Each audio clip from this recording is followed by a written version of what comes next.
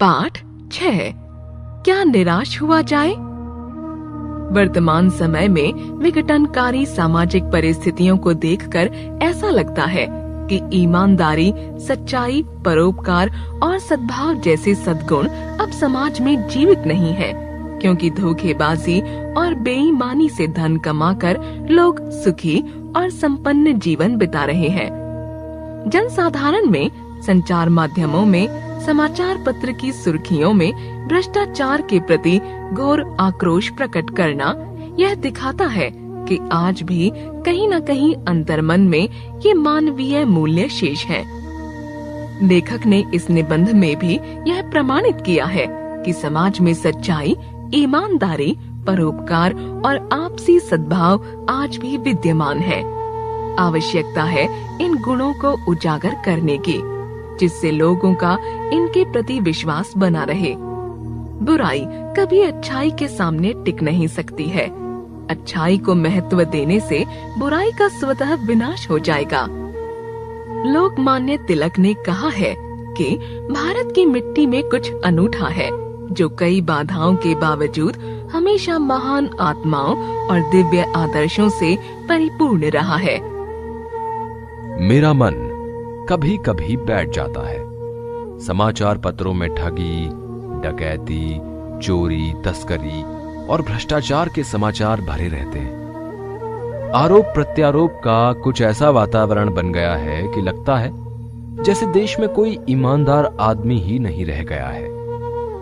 हर व्यक्ति संदेह की दृष्टि से देखा जा रहा है। जो जितने ही ऊंचे पद पर हैं, उनमें उतने ही अधिक दोष दिखाए जाते हैं। एक बहुत बड़े आदमी ने मुझसे एक बार कहा था कि इस समय सुखी वही है जो कुछ नहीं करता। जो कुछ भी करेगा उसमें लोग दोष खोजने लगेंगे, उसके सारे गुण भुला दिए जाएंगे और दोषों को बढ़ा चढ़ा कर दिखाया जाने लगेगा। दोष किसमें नहीं होते। यही कारण है कि हर आदमी दोषी अधिक दिख रहा है, गुणी कम या बिल्कुल ही नहीं। स्थिति अगर ऐसी है तो निश्चय ही चिंता का विषय है। क्या यही भारतवर्ष है जिसका सपना तिलक और गांधी ने देखा था?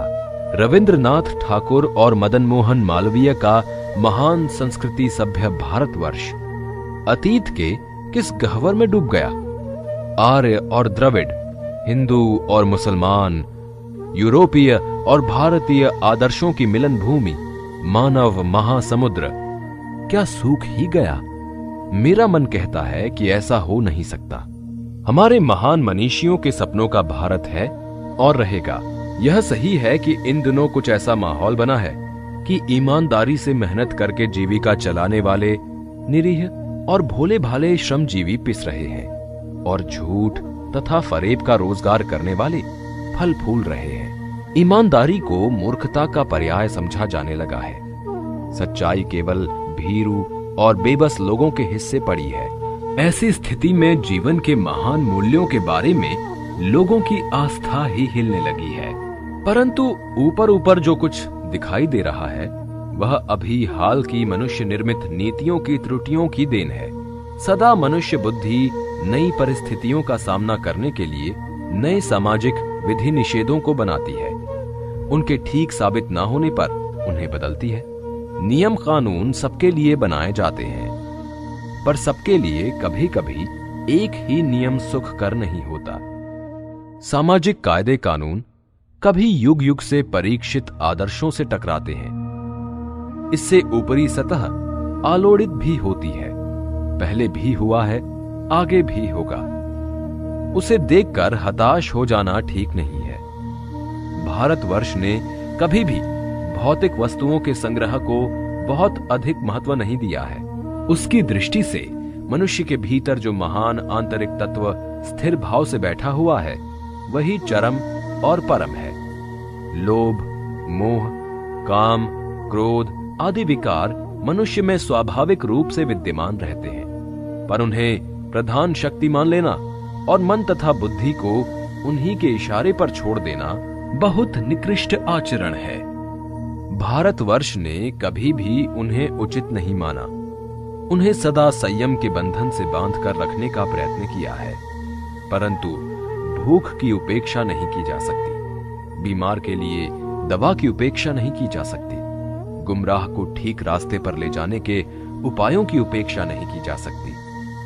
हुआ यह है कि इस देश के कोटि कोटि दरिद्र जनों की हीन अवस्था को दूर करने के लिए ऐसे अनेक कायदे कानून बनाए गए हैं जो कृषि, उद्योग, वाणिज्य, शिक्षा और स्वास्थ्य की स्थिति को अधिक उन्नत और सुचारू बनाने के लक्ष्य से प्रेरित हैं। परंतु जिन लोगों को इन कार्यों में लगना है, उनका मन सब समय पवित्र नहीं होता। प्रायः वे ही लक्ष्य को भूल जाते हैं और अपनी ही सुख सुविधा की ओर ज्यादा ध्यान देने लगते हैं। व्यक्ति चित्त सब समय आदर्शों द्वारा चलित नहीं होता। जितने बड़े पैमाने पर इन क्षेत्रों में मनुष्य की उन्नति के विधान बनाए गए, उतनी ही मात्रा में लोभ, मोह जैसे विकार भी विस्तृत होते गए। लक्ष्य की बात भूल गए, आदर्शों को मजाक का विषय बनाया गया और संयम को दकियानूसी मान लिया गया। परिणाम जो होना था वह हो रहा है। यह कुछ थोड़े से लोगों के बढ़ते हुए लोभ का नतीजा है, परंतु इससे भारतवर्ष के पुराने आदर्श और भी अधिक स्पष्ट रूप से महान और उपयोगी दिखाई देने लगे हैं। भारतवर्ष सदा कानून को धर्म के रूप में देखता आ रहा है। आज एकाएक कानून और धर्म में अंतर कर दिया गया है। धर्म को धोखा नहीं दिया जा सकता, कानून को दिया जा सकता है। यही कारण है कि जो लोग धर्म भीरू हैं, वे भी कानून की त्रुटियों से लाभ उठाने में संकोच नहीं करते। इस बात के पर्याप्त प्रमाण खोजे जा सकते हैं कि समाज के ऊपरी वर्ग में चाहे जो भी होता हो, भीतर ही भीतर भारतवर्ष अब भी यह अनुभव कर रहा है कि धर्म कानून से बड़ी चीज है। अब भी सेवा, ईमानदारी, सच्चाई और आध्यात्मिकता के मूल्य बने हुए हैं। वे दब अवश्य गए हैं, लेकिन नष्ट नहीं हुए हैं। आज भी वह मनुष्य से प्रेम करता है, महिलाओं का सम्मान करता है, झूठ और चोरी को गलत समझता है, दूसरे को पीड़ा पहुंचाने को पाप समझता है।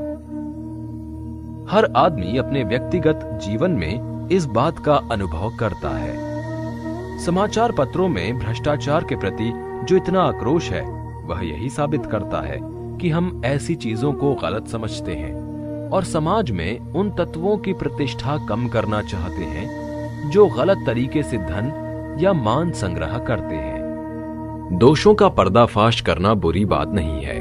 बुराई यह मालूम होती है कि किसी के आचरण के गलत पक्ष को उद्घाटित करके उसमें रस लिया जाता है और दोषोद्घाटन को एकमात्र कर्तव्य मान लिया जाता है। बुराई में रस लेना बुरी बात है, अच्छाई में उतना ही रस लेकर उजागर ना करना और भी बुरी बात है। सैकड़ों घटनाएं ऐसी घटती हैं जिन्हें उजागर करने से लोक चित्त में अच्छाई के प्रति अच्छी भावना जगती है। एक बार रेलवे स्टेशन पर टिकट लेते हुए गलती से मैंने 10 के बजाय 100 रुपए का नोट दिया और मैं जल्दी जल्दी गाड़ी में आकर बैठ गया।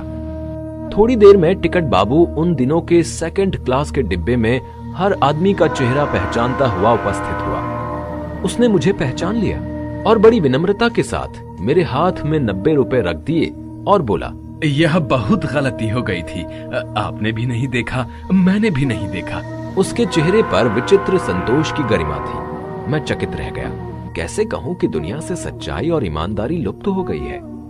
वैसे अनेक अवांछित घटनाएं भी हुई हैं, परंतु यह एक घटना ठगी और वंचना की अनेक घटनाओं से अधिक शक्तिशाली है। एक बार मैं बस में यात्रा कर रहा था। मेरे साथ मेरी पत्नी और 3 बच्चे भी थे। बस में कुछ खराबी थी, रुक रुक कर चलती थी। गंतव्य से कोई 8 किलोमीटर पहले ही एक सुनसान स्थान में बस ने जवाब दे दिया।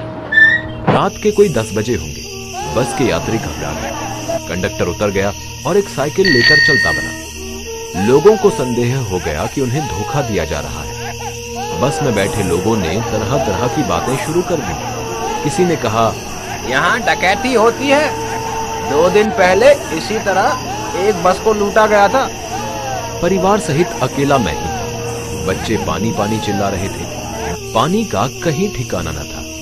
ऊपर से डाकुओं का डर समा गया था। कुछ नौजवानों ने ड्राइवर को पकड़कर मारने पीटने का हिसाब बनाया। ड्राइवर के चेहरे पर हवाइयां उड़ने लगी। लोगों ने उसे पकड़ लिया। वह बड़े कातर ढंग से मेरी ओर देखने लगा और बोला, हम तो बस का कोई उपाय कर रहे हैं, बचाइए, ये लोग मारेंगे। डर तो मेरे मन में भी था, पर उसकी कातर मुद्रा देखकर मैंने यात्रियों को समझाया कि मारना ठीक नहीं है।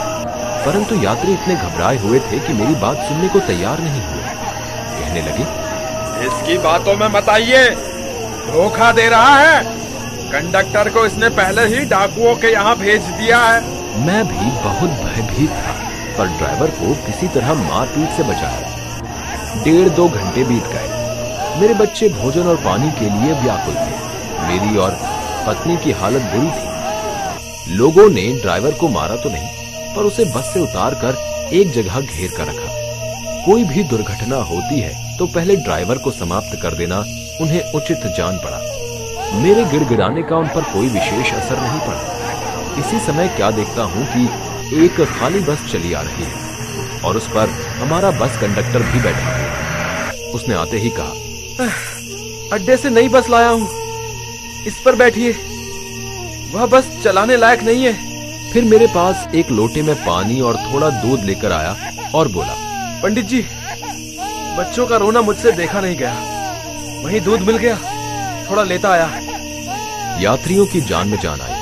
सबने उसे धन्यवाद दिया, ड्राइवर से माफी मांगी और 12 बजे से पहले ही सब लोग बस अड्डे पहुंच गए। कैसे कहूं कि मनुष्यता एकदम समाप्त हो गई। कैसे कहूं कि लोगों में दया माया रह ही नहीं गई। जीवन में जाने कितनी ऐसी घटनाएं हुई हैं जिन्हें मैं भूल नहीं सकता।